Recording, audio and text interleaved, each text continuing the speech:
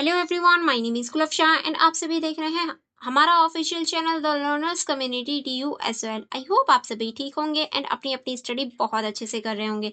जैसे कि आप सभी ने थंबनेल पर ही देखा होगा, आज की जो हमारी वीडियो है ये बीए ऑनर्स पॉलिटिकल साइंस की जो सेमेस्टर 4 है उसकी होने वाली है। ये जो आपकी हिंदी है, यानी आज की हम लोग हिंदी की जो क्वेश्चन पेपर है उसको डिस्कस करने वाले हैं। एंड ये जो आपकी हिंदी है इसका नाम है भारतीय काव्य शास्त्र। अगर आपके पास भी ये वाली हिंदी है तो ये वीडियो आप लोगों के लिए मोस्ट इंपॉर्टेंट होने वाली है, क्योंकि आज की इस वीडियो में हम लोग क्वेश्चन पेपर डिस्कस करने वाले हैं। एंड मैं आपको बता दूं, प्रीवियस ईयर के जो क्वेश्चंस हैं वो हमेशा रिपीट होते हैं सोल में, तो आपको इसलिए क्वेश्चन पेपर को जरूर देखना चाहिए।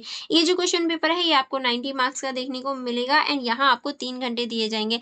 एंड जो इंस्ट्रक्शन है वो आप देख सकते हैं कि यहाँ आपको सभी जो क्वेश्चन है वो अटेम्प्ट करने हैं, बस यहाँ आपको चॉइस मिल जाती है।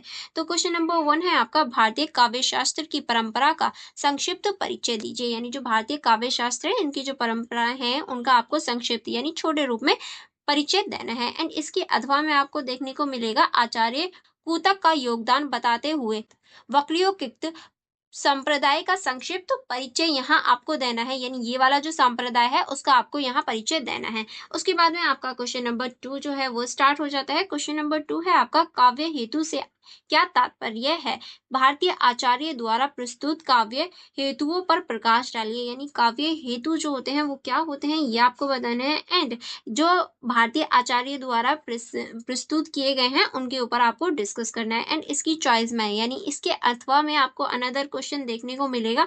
इसके अथवा में आपका अनदर क्वेश्चन है, काव्य लक्षण का स्वरूप बताते हुए सांस्कृतिक आचार्यों द्वारा निर्दिष्ट काव्य लक्षणों पर प्रकाश डालिए। यानी जो काव्य लक्षण क्या होते हैं ये आपको बताने हैं, और जो सांस्कृतिक आचार्य हैं उनके द्वारा जो बताए गए काव्य लक्षण हैं उन पर आपको प्रकाश डालना है। फिर क्वेश्चन नंबर 3 है आपका, रस के भेद बताते हुए श्रृंगार रस का विवेचना आपको यहाँ करनी है। श्रृंगार रस की विवेचना करनी है, रस बताना है, रस के कितने भेद होते हैं, फिर श्रृंगार रस जो है उसकी विवेचना करनी है। एंड इसकी चॉइस में आपका अनदर क्वेश्चन है, साधारणीकरण का आशय स्पष्ट करते हुए विभिन्न आचार्यों के मतों का विवेचना आपको यहाँ करना है। यानी जितने भी मत हैं उनकी आपको विवेचना करनी है। एंड उसके बाद में क्वेश्चन नंबर 4 है आपका, अलंकार किसे कहते हैं?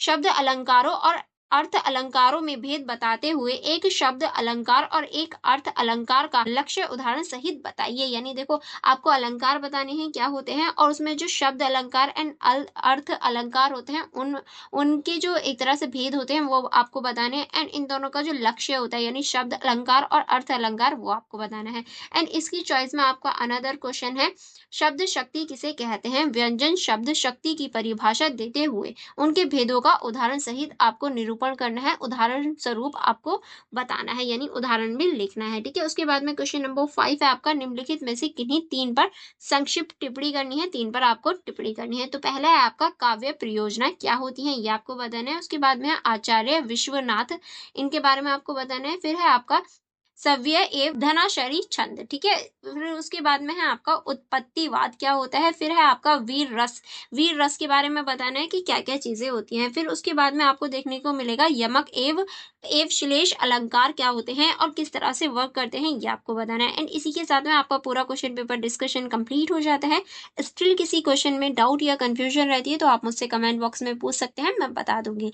अदरवाइज वीडियो को लाइक करना एंड हमारे यूट्यूब चैनल को सब्सक्राइब करना मत भूलिएगा, क्योंकि आप more videos and more question paper and notes के माध्यम से भी पढ़ सकते हैं हमारे चैनल के माध्यम से। तो सब्सक्राइब करना एंड बेल आइकन को प्रेस करना मत भूलिएगा। चलिए अब हम मिलेंगे नेक्स्ट वीडियो में। Thank you for watching everyone.